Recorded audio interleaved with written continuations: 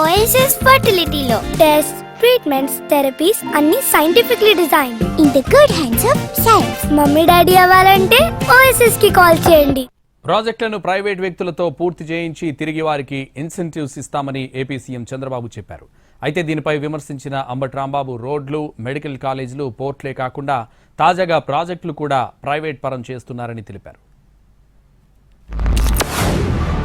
Funding hybrid, not ఆ project hybrid కాదు.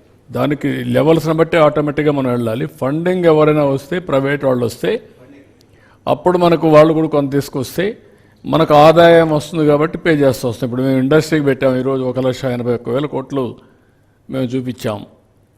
దాంట్లో దగ్గర చూస్తే మీరు 2,80,000 మందికి ఉద్యోగాలు వస్తాయి. మేము చెప్పిన 20 లక్షల్లో ఇక్కడనే 3 లక్షలు వస్తాయి ఉద్యోగాలు. అదే సమయంలో వాళ్ళకు వచ్చిన ఆదాయాన్ని తిరిగి వాళ్ళకు మళ్ళీ ఇన్సెంటివ్స్ ఇస్తున్నాం.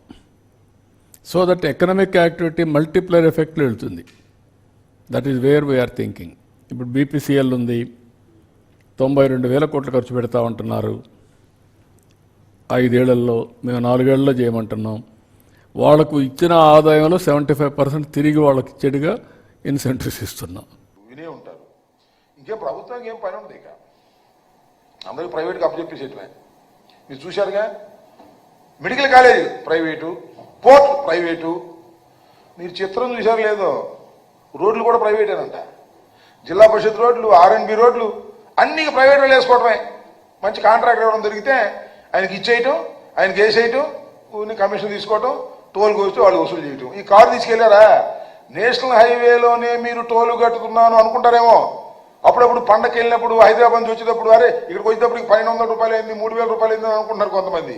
ఇక ఇక్కడికి రావడం కాదు, మళ్ళీ మీ ఊరు వెళ్ళాలన్నా కూడా టోల్ కట్టాల్సిందే. ఆ పరిస్థితి తీసుకొచ్చాడు. మెడికల్ కాలేజీలు, పోర్టులు, ఇక చివరికి రైతులను కూడా ప్రైవేట్ పరం చేసేస్తున్నాడు. ఇదంతా ప్రైవేట్ పరం చేస్తాడంట. గేమ్ చేంజర్ అంట. దీని పేరు పెట్టాడయ్యా, భలే ఉంది. ఇట్లాంటి భలే పెడతాడులే మన చంద్రబాబు నాయుడు గారు.